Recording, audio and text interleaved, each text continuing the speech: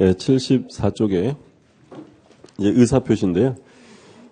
의사표시 구성요소 아까 말씀드린 거예요. 효과의사, 표시의사, 표시행위 있는데 참고로 보시고 오른쪽에 의사표시의 본질, 의사주의와 표시주의 있죠.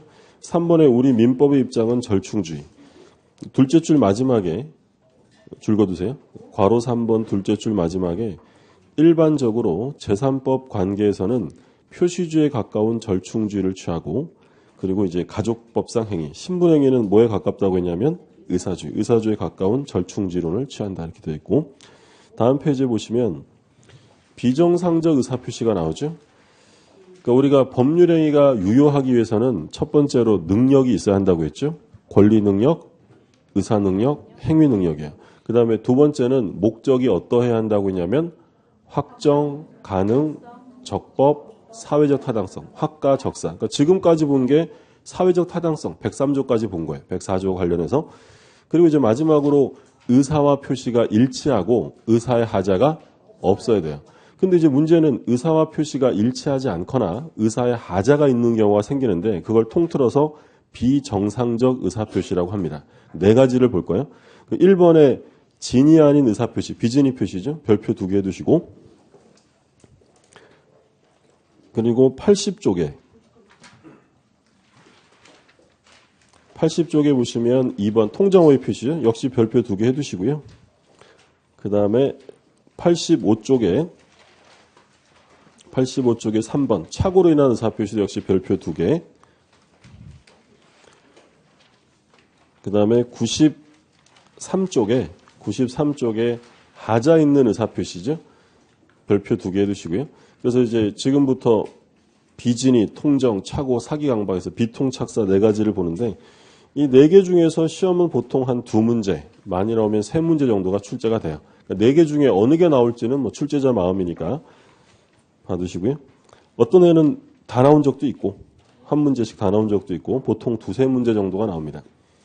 자, 비진이 표시가 나오는데 아까 우리 본 내용처럼 우리는 표시주의로 기울어져 있으니까 진이와 다른 표시를 하면 원칙적으로 유효합니다. 조문을 좀 볼게요. 76쪽에 107조 제1항. 의사표시는 표의자가 진이 아님을 알고 한 것이라도 그 효력이 있다. 원칙은 유효하다는 거야. 근데 이제 절충주의로 가미한 것이 뒤에 단서 조항인데 그러나 상대방이 표의자의 진이 아님을 알았거나 이를 알 수 있었을 경우에는 무효로 한다. 그러니까 원칙은 유효인데 예외적으로 상대방이 표의자의 진위를 알았거나 알 수 있었다면 의사주의가 가미되어서 무효가 된다라는 거죠. 이 항은 선의의 제3자를 보호한다라는 규정을 둡니다.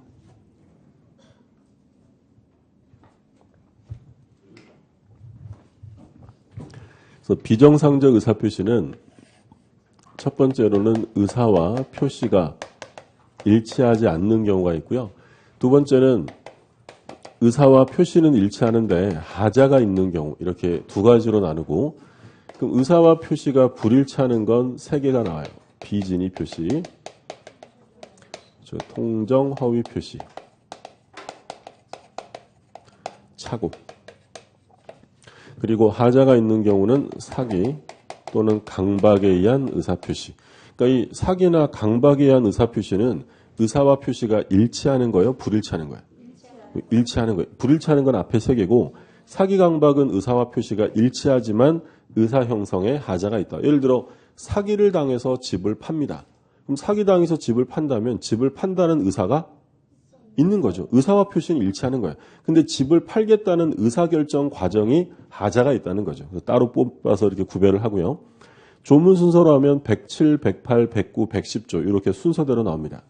그러면 이 비진이 표시가 성립하기 위한 요건은 첫 번째로 의사 표시가 있을 것. 두 번째, 의사와 표시가 일치하지 않을 것. 이렇게 되어 있고요. 세 번째, 표의자가 의사와 표시의 불일치를 알고 해요? 모르고 해요? 아까 우리 봤잖아요. 회사 그만둘 생각이 없는 사람이 사직서를 낸 거예요? 그럼 자기가 의사와 표시의 불일치를 알아요? 몰라요? 알고 하죠. 만약에 모르고 하면 그건 착오의 문제예요. 그러니까 착오라는 건 내가 알았으면 안 했을 텐데 이게 착오인 거고 비진이와 통정은 알면서도 하는 거예요. 그래서 이 비진이와 통정을 소위 의식적인 흠결이다. 의식적인 흠결이다라고 표현하고요. 착오는 무의식적인 흠결이다라는 말을 써요. 그래서 표의자가 알고 합니다.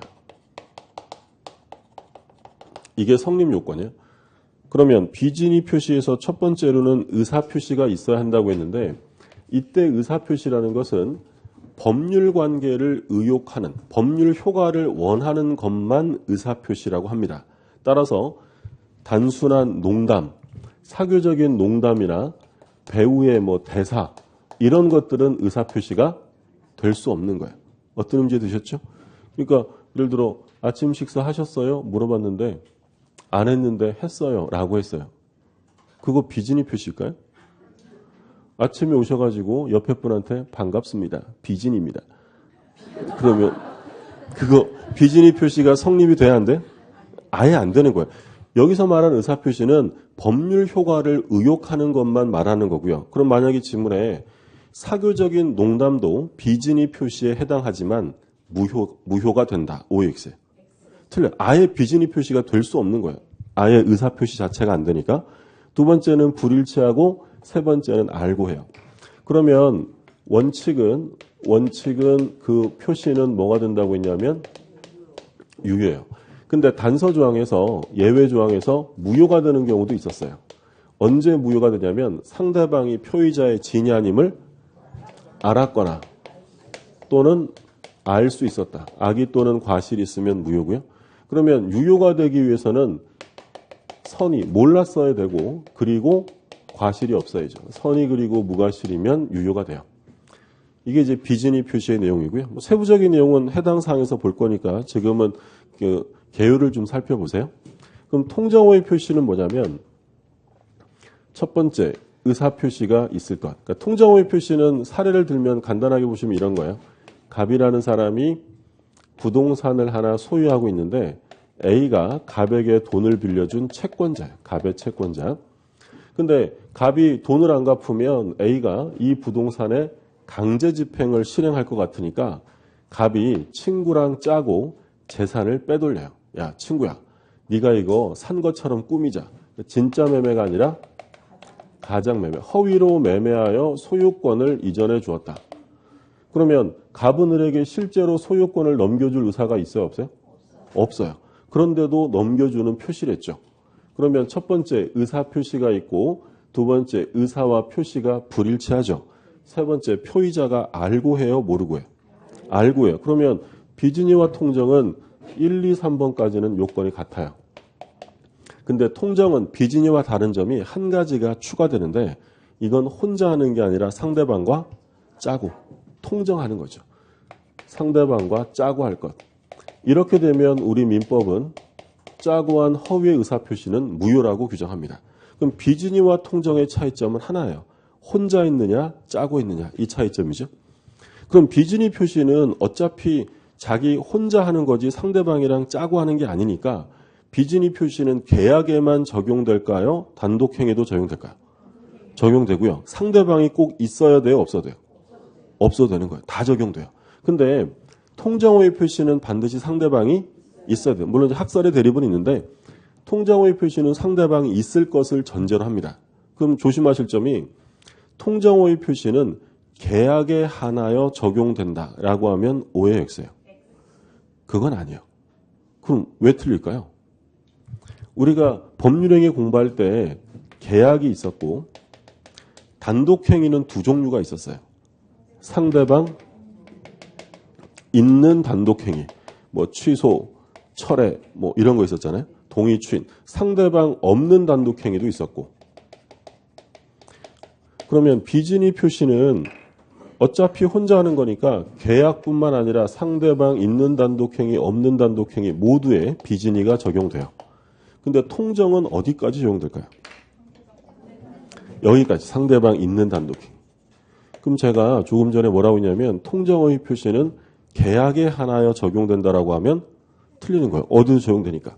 상대방 있는 단독. 그러면 다른 말로 표현하면 통정의 표시는 단독행위에는 적용될 수 없다라고 하면 역시 틀려요. 상대방 있는 단독행위까지는 적용될 수 있어요. 근데 비진이 표시가요. 상대방 없는 단독행위에 적용되면 효력이 어떻게 되느냐. 자, 원래 비진이 표시는 원칙은 유효인데 상대방이 알았거나 알 수 있었으면 무효가 돼요. 근데 상대방이 없대요. 무효가 될 수 있어요, 없어요? 없죠. 비진이가 상대방 없는 단독행위에 적용되면 언제나 유효합니다. 이해되셨어요? 그러니까 예를 들어서 제가 이 책의 소유권을 포기해요. 소유권을 포기하는 건 상대방 없는 단독행위예요. 그러면 원칙은 유효인데 제가 비진이로 포기했다면 원칙은 유효인데 상대방이 알았거나 알 수 있었으면 무효라고 규정되어 있잖아요. 근데 소유권을 포기하는 건 상대방이 없잖아요. 그럼 무효가 될 수 있어요, 없어요? 없어요. 그러면 효력은 언제나 유효가 될 수밖에 없다는 거죠. 그게 이제 통정호의 표시에서 우리가 공부할 내용이고, 그 다음에 이제 착오에 의한 의사표시. 얘는 무효가 아니라 취소 사유로 규정되어 있는데, 착오를 이유로 취소하려면 법률행위 내용에 착오해야 돼요. 그리고 착오라고 다 취소하면 안 되고요. 그게 중요해야 합니다. 중요 부분에 해당이 돼야 되고, 세 번째로는 아무리 중요해도 표의자에게 뭐가 있으면 안 되냐면 중대한 과실이 있으면 안 돼요. 중과실이 없을 것. 이런 요건을 갖추면 취소할 수 있어요. 중요하지도 않은데 나 착오니까 취소할래 이러면 상대방이 피해를 보잖아요. 그러니까 중요해야 되고, 조심하실 점, 중과실이 없어야 한다. 그러니까 우리가 보통 과실이다라고 하면 두 종류가 있어요. 경과실. 경과실의 경자는 보통 생략해요. 그리고 중대한 과실, 중과실. 어느 게 더 책임이 무거워요? 중과실이죠. 그래서 아무리 중요한 부분에 착오가 있었다 하더라도 중대한 과실이 있었다. 자기는 요만큼의 신경도 안 써놓고 중요하다고 막 취소하면 안 되잖아요. 그래서 취소하려면 뭐는 없어야 한다고요? 중과실. 그럼 여기서 주의하실 점은 중요 부분에 착오가 있었는데 경과실이 있어요. 그럼 경과실이 있으면 취소할 수 있어요, 없어요? 있다라는 거예요. 그죠? 뭐만 아니면 된다고요. 중과실. 그러니까 경과실까지는 취소할 수 있어요. 사람이 살다 보면 실수할 수 있잖아요. 실수 좀 했다고 해서 중요한 착오인데 취소권을 빼앗지는 않겠다는 거예요. 근데 아무리 중요해도 그 과실이 어떠하다면, 중대하다면, 중과실이라면 그때는 취소할 수 없다. 다시 이제 아무 일도 없었다는데 다시 여쭤볼게요. 중과실이 있으면 취소 못해요. 그럼 경과실이 있으면 취소할 수 있어요, 없어요? 있는 거예요. 뭐만 아니면 된다고요. 중과실만 아니면, 고의 중과실만 아니면 취소가 가능하다. 이제 착오에서 공부하실 내용이고, 뭐 사기를 당했다 또는 강박, 협박이죠. 협박을 당했다면 이건 뭐 할 수 있냐면 취소할 수 있어요.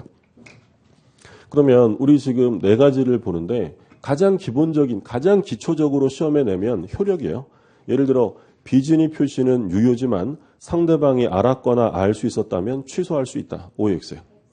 틀려요. 그러니까 비진이하고 통정은 취소란 말이 안 나와요. 비진이와 통정은 유효냐 무효냐 문제예요. 그리고 예를 들어 법률행위의 중요 부분에 착오가 있으면 그 행위는 무효가 된다. OX에.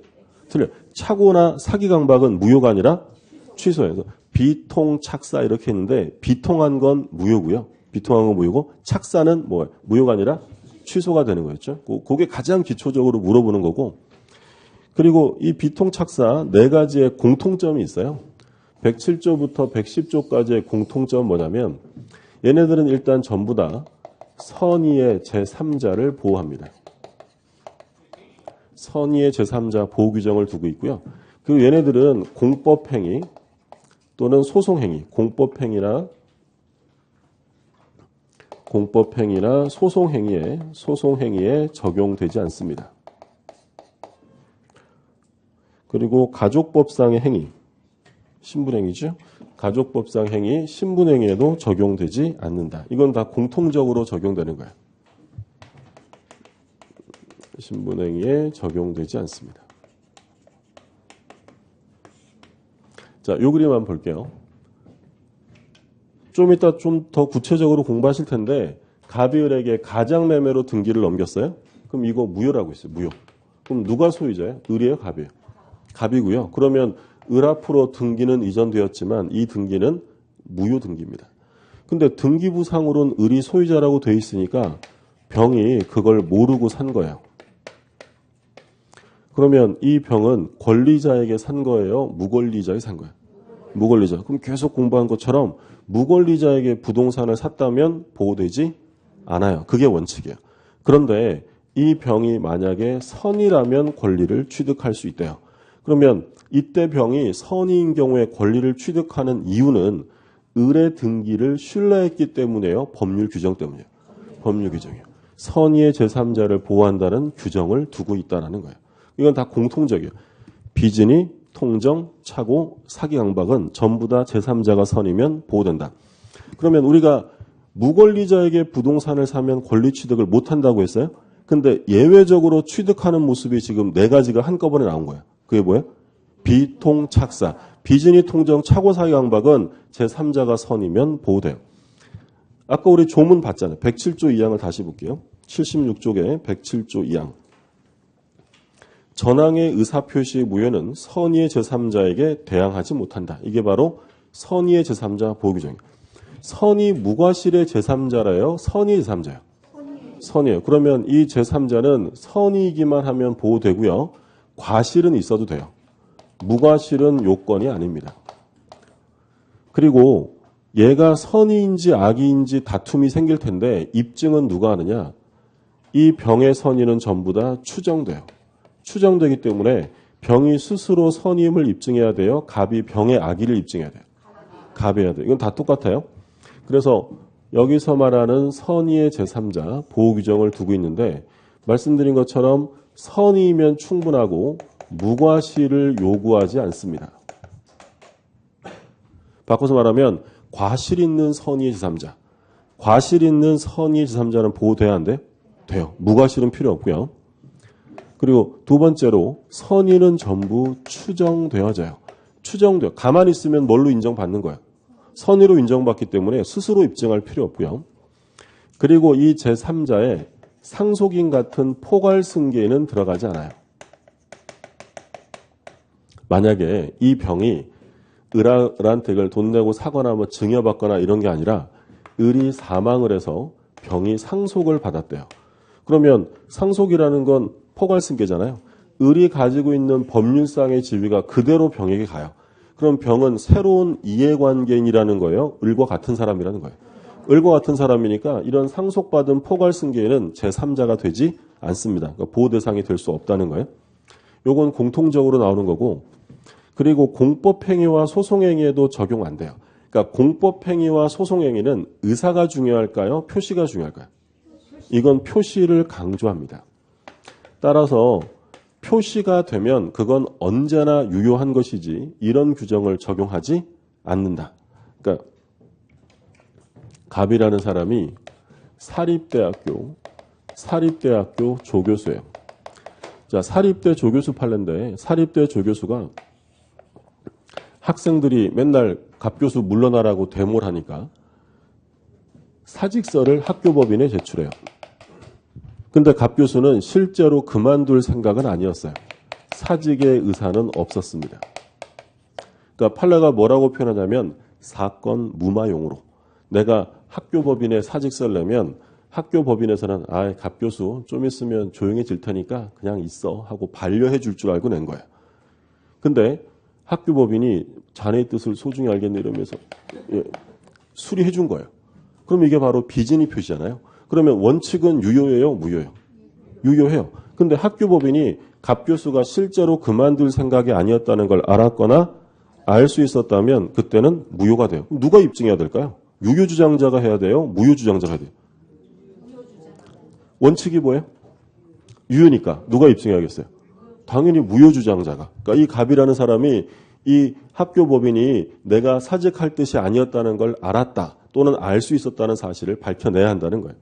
근데 이 갑이라는 사람이 사립대 조교수가 아니고요. 공무원이에요. 공무원. 공무원이 국가기관에 그만두겠다고 사직서를 냈다. 그럼 이건 사법행위예요? 공법행위예요?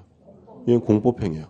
그러면 이 경우에 국가기관에서 갑이 실제로 그만둘 의사가 아니라는 사실을 알면서도 의원면직 처분했다면 무효라는 거예요? 유효하다는 거예요?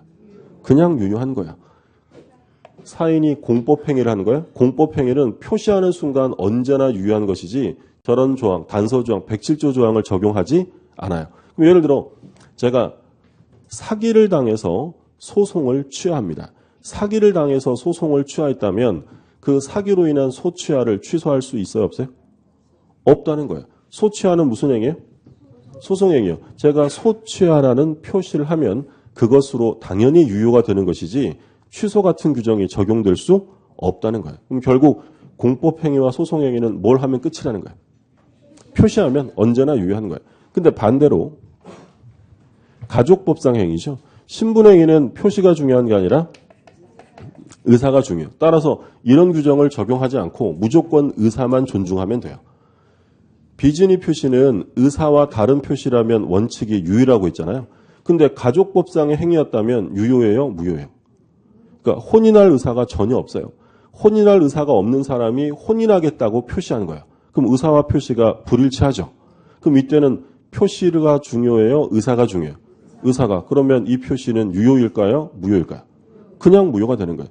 그래서 둘 다 이 규정들을 적용하지 않는다는 점은 같은데 차이점은 공법행위와 소송행위는 이 규정들을 왜 적용 안 하냐면 무조건 뭐 한 대로만 표시하면 무조건 유효해요. 근데 신분행위는 반대로 의사와 다른 표시라면 표시는 무조건 뭐가 되는 거예요? 무조건 무효가 되는 거예요. 그러니까 이런 규정들을 적용할 이유가 없다는 거죠. 이해되셨어요? 좀 어려운가요?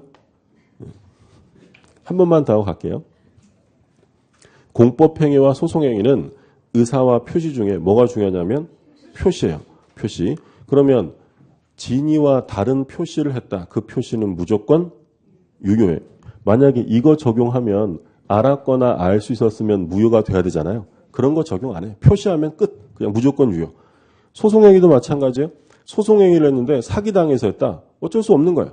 소송으로 인한 의사표시는 표시가 중요하기 때문에 나중에 취소 같은 거 할 수 없어요. 그러니까 공법행위, 소송행위는 표시하면 무조건 뭐예요? 무조건 유효.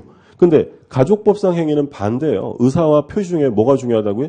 의사가 중요하죠. 그러면 이게 공법행위가 아니라 가족법상의 행위를 의사와 표시가 다르게 했다는 거예요. 그럼 무조건 뭐만 봐야 돼요? 의사. 그럼 표시는 어떻게 되겠어요? 무조건 무효가 될 수밖에 없다는 거였죠. 이해되셨어요? 그래도 안 되셨으면 다음 기회에 또 나오면 이제 자, 요것들을 이제 차례도 볼 거예요. 비진의 표시부터 보죠.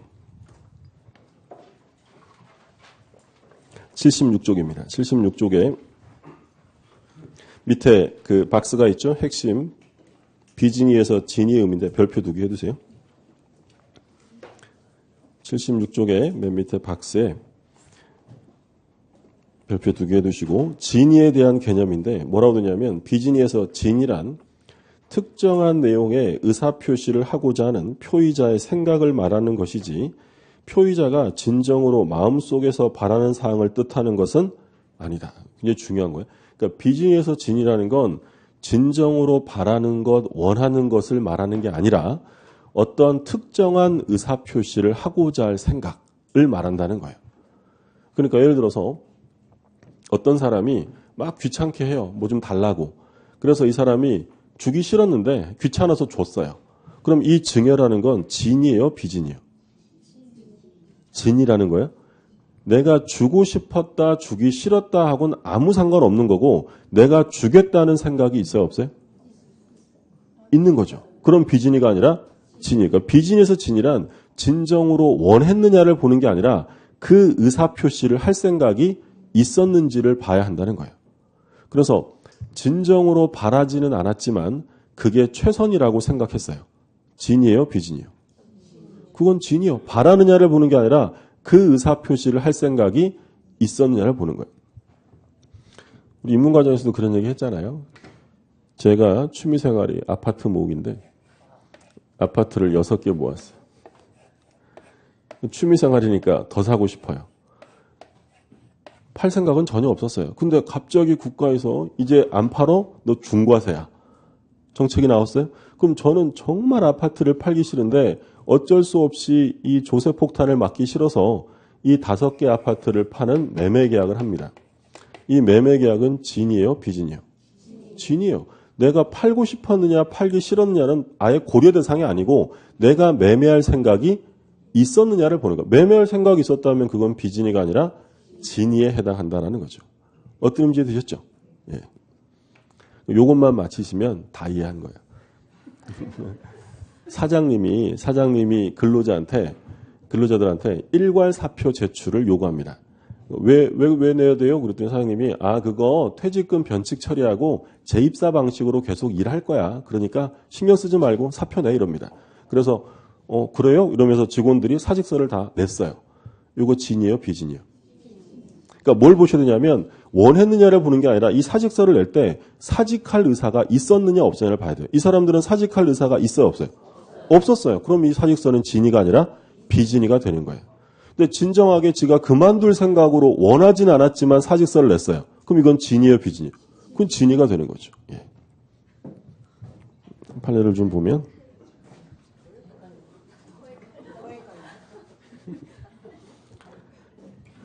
헷갈리면 다음 기회에 또 봅니다. 자, 판례 잠깐 볼게요. 11.6 사건이 있었어요. 1979년이었죠. 10월 26일 날 박정희 전 대통령이 사망합니다. 이때 박통이 사망하고 전통이 나타나죠. 그래서 이제 그 전두환 장군이 그 이제 합수부를 창설해서 그 박정희 전 대통령 시해 사건을 수사합니다. 그러면서 이제 관계자들을 싸그리 잡아다 다 구속시켜버리죠. 이때 이제 박 전 대통령의 비서실장이 구속이 돼요. 국가를 하고 잡아다 가둔 거죠. 김계원 씨였죠. 김계원 씨를 잡아 구속시키고 그 이 집 아들 장남을 질질 끌고 와서 협박을 합니다. 야, 니네 아버지 재산 전부 부정 축제한 거야. 다 내놔 이럽니다. 무서워서 전 재산을 증여해요. 자, 그리고 이제 세월이 흘러서 세월이 좀 좋아져서 을측에서 국가를 상대로 소송을 제기해요. 국가가 개인을 겁박하여 재산을 강취하는 것은 반사회적 행위다. 돌려달라, 무효다라고 주장합니다. 그러면 국가가 개인을 협박하여 재산을 빼앗는 행위가 반사회적으로 볼 것이냐? 그렇게 볼 수 없다라는 게 판례예요. 중요한 판례들이에요. 자, 59쪽을 한번 보세요.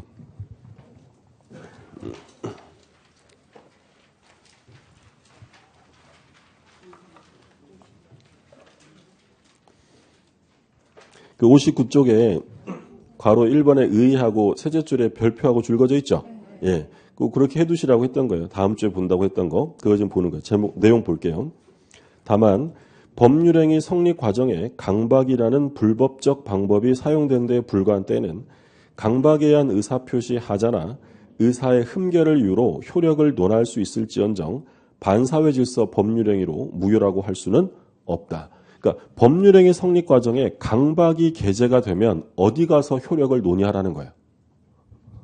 여기 가서 하라는 거예요. 강박이 들어갔으면. 110조에 의해서 효력을 논의해야지 이 자체를 바로 반사회적으로 볼 수는 없다는 거죠. 왜냐하면 103조는 지난주에 본 것처럼 매우 추상적인 일반 규정이에요. 그럼 구체적인 규정이 있고 일반 규정이 있다면 뭘 먼저 적용해야 돼요? 구체적인 규정이죠. 협박을 했다면 협박을 규정하는 걸 가지고 논의해야지 바로 반사회적으로 가버리면 안 돼요. 만약에 이렇게 가버리면 없어져야 될 조항들이 무지 많아져요. 그래? 반사회적이야. 그래? 이러면 이 규정들은 하나만 하잖아요. 그러니까 당해 사건이 발생했을 때 구체적인 규정이 있으면 글로 가야지 바로 반사회적으로서 효력을 논의해서는 안 된다. 그럼 첫 번째 중요한 판례였어요. 법률행위 성립 과정에 강박이 들어갔다. 반사회적이 아니에요? 아니에요. 110조를 가지고 효력을 논해야 되고요. 그러니까 이 을측이 또 뭘 주장하냐면 우리 아버지가 그때 교도소에 복역 중이었고 이때 말 한마디면 사형까지 당할 수 있는 상황이었다. 뭐 이때는 뭐 말이 법치국까지 무법천지의 나라였잖아요. 그러니까 나는 굉장히 어땠다는 거예요. 심리적으로 궁박했다. 실제로 사형 선고 났어요. 물론 무기로 나중에 감형되긴 했는데 그러면 우리 아버지가 사형까지 당할 수 있다는 나의 궁박한 심리를 이용해서 우리 전 재산을 다 털어갔다. 이건 뭐라고 주장한 거예요? 104조가 뭐였어요? 불공정행위다라고 주장한 거예요. 그럼 이거 불공정행위일까요? 아닐까요? 불공정행위가 아니다라는 게 판례. 왜 불공정행위가 아니에요? 아까 무지 중요하다 했던 건데. 증여와 같은 일방적 무상행위는 불공정성을 논할 수 없다라는 거예요. 그러니까 이제 이쪽에서 107조를 같이 주장한 거예요. 나는 진짜 증여하고 싶지 않았다. 증여하고 싶지 않았고 얘네들도 내가 증여하고 싶지 않다는 걸 알면서도 증여를 받은 거니까 107조 단서에 의해서 무효다라고 주장한 거예요. 비진이에요? 진이에요? 진이에요. 원하진 않았지만 증여한다는 생각은 있다라는 거예요. 비진으로 볼 수 없다. 그러니까 여기서 이제 중요한 판결을 한 거예요. 비진이에서 진이란 진정으로 바라는 것, 원하는 것을 의미하는 것이 아니라 특정한 의사표시를 하고자 할 생각을 말한다. 하나 남았네요.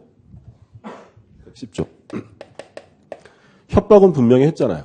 근데 이제 앞에 거랑 차이점은 103, 104, 107조 단서는 무효예요. 무효. 근데 110조는 무효가 아니라 취소예요.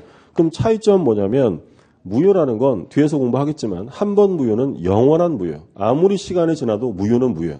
근데 취소는 무제한 취소할 수는 없는 거고요. 일정한 시간이 지나면 취소권은 소멸하게 돼요. 그런 기간을 우리가 뭐라고 부르냐면 제척기간. 처음 하시는 분들은 뒤에 가서 또 볼 거예요.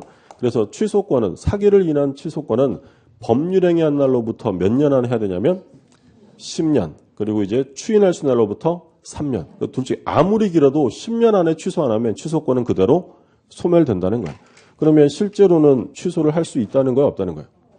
없다는 거죠. 70년대 얘기인데 취소할 수 없어요. 그럼 결국에는 재산을 찾아왔어요? 못 찾았어요? 못 찾아왔어요. 그렇죠?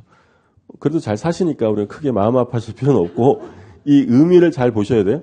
그러니까 103조와 관련해서 법률행위 성립 과정에 강박이 게재되었다 하더라도 반사회적 행위로 볼 수 없다. 그리고 증여와 같은 무상행위는 불공정행위가 적용되지 않는다. 비진에서 말하는 진이란 진정으로 바라는 것, 원하는 것을 의미하는 것이 아니라 특정한 의사표시를 하고자 할 생각을 말한다. 그 얘기고. 그러니까 이와 같은 판례는 뭐 우리나라는 불행한 그 과거 역사들이 있어서 이런 것들이 뭐 몇 군데서 나와요. 그 대표적으로 그 국제그룹 생각나세요? 국제그룹. 그 스펙스, 프로스펙스 신발 만들던 국제그룹 있었잖아요. 그때 전두환 대통령 시절에 전두환 정권 때 그 재무장관 지시에 의해서 국제그룹이 강제 해체되는 사건이 있었어요. 그때 이제 양용무 회장 측에서 돌려달라고 소송했을 때 똑같아요? 똑같아요. 강박이 있었다 하더라도 반사회적으로 볼 수는 없는 것이고 같은 취지의 내용들 그 얘기고 이건 다 중요합니다. 103, 104, 107조의 의미가 다 중요하니까 다시 좀 받으시고 자 돌아오셔서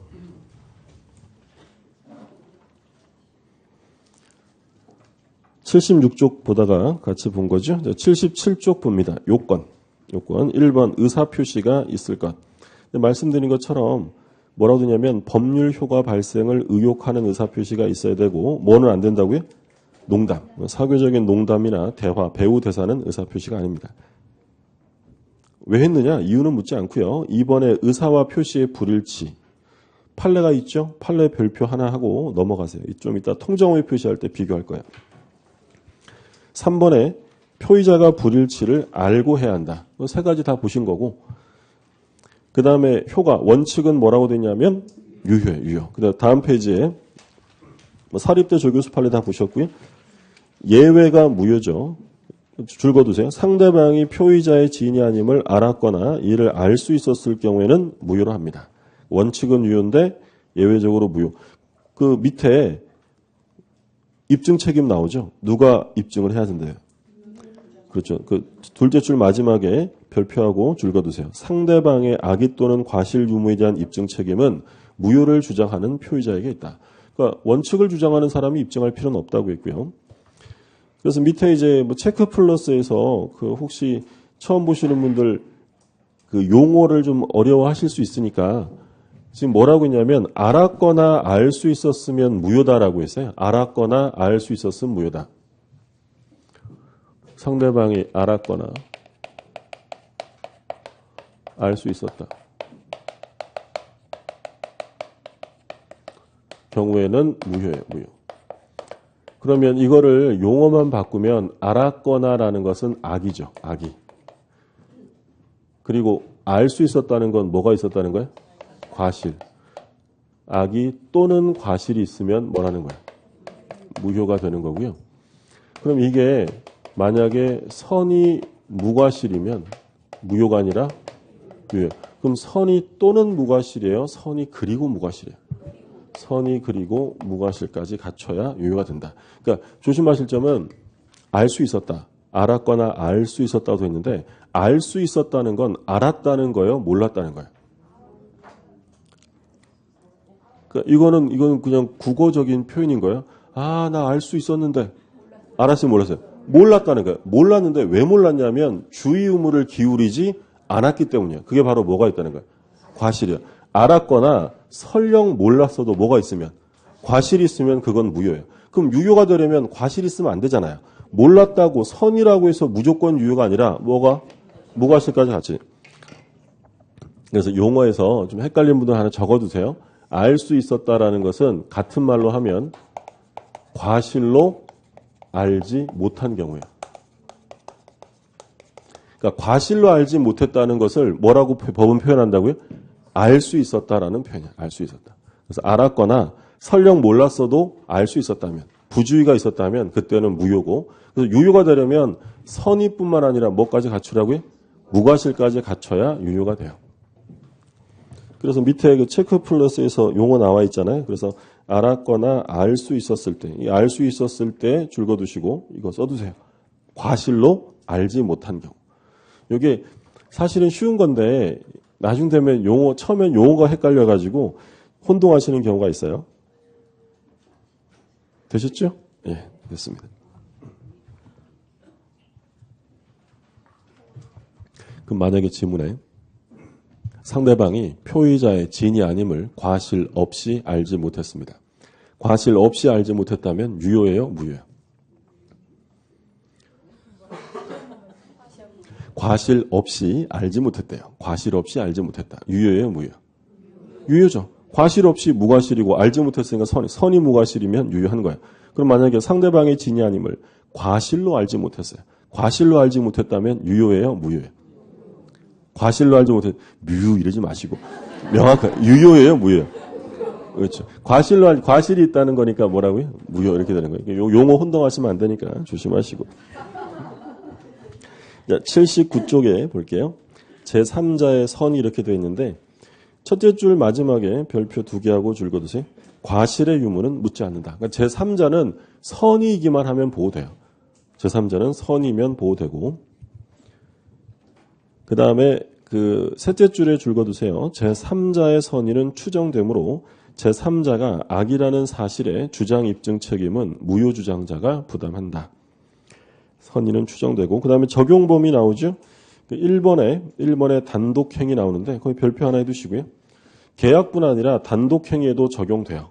상대방이 있든 없든 다 적용되고.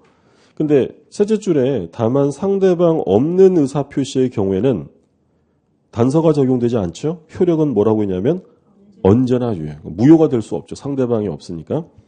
2번에 가족법상 행위에 적용 안 된다고 했고, 3번 주식인수 청약도 적용은 없습니다. 참고로 보시고요. 획일성을 위해서 주식인수 청약해놓고 비진이에요, 무효 이런 거 안 되는 거예요. 무조건 유효한 거고. 그리고 공법행위의 별표 2개 해두세요. 공법행위에는 비진이가 적용되지 않습니다. 판례 제목을 볼게요. 공무원이 사직의 의사표시를 하여 의원 면직된 경우 그 사직의 의사표시에 관한 민법 제107조가 준용되는지 여부. 뭐라고 돼 있어요? 소구. 적용되지 않아요. 왜 적용 안 된다고요? 그죠? 파란 글씨에 사인에 뭐라고 돼 있어요? 공법행위. 공법행위는 표시하면 무조건 유효지 무효가 되지 않습니다. 자, 다음 페이지 문제 잠깐 볼게요. 진이 아닌 의사표시에서 틀린 것입니다. 틀린 것. 1번. 진이란 특정한 내용의 의사표시를 하고자 하는 표의자의 생각을 말하는 것이지 표의자가 진정으로 마음속에서 바라는 사항을 뜻하는 것은 아니다. 1번 맞죠. 되게 중요하다고 했어요. 원하느냐하고 상관없는 거고. 2번. 상대방이 표의자의 진이 아님을 알았을 경우 표의자의 진이 아닌 의사표시를 취소할 수 있다. 뭐가 되는 거예요? 무효죠. 무효죠. 가장 기초적으로 출제하면 이렇게 한다고 했어요. 비진이와 통정은 취소란 말로 하면 안 돼요. 유무에 관한 문제고 착오와 사기 강박은 취소의 문제가 되고 정답은 바로 2번이고요. 3번. 대리 행위에 있어서 진이 아닌 의사표시인지 여부는 대리인을 표준으로 결정한다. 맞아요. 근데 이건 아직 처음 보시는 분들은 대리 가서 공부할 거야. 대리에서. 4번. 진이 아닌 의사표시의 효력이 없는 경우, 그러니까 무효인 경우 법률행위 당사자는 진이 아닌 의사표시를 기초로 새로운 이해관계를 맺은 선의의 제3자에게 대항하지 못한다. 줄여서 말하면 비통착서는 전부 선의 제3자를 보호합니다. 그 다음에 5번. 진이 아닌 의사표시는 상대방과 통정이 없다는 점에서 통정허위 표시와 구별된다. 비진이와 통정의 차이점은 하나예요. 혼자 있느냐, 짜고 있느냐, 통정했느냐 그 차이점이죠. 여기까지가 비진이고 그 다음에 통정허위 표시가 나오는데 좀 쉬었다가 보시죠.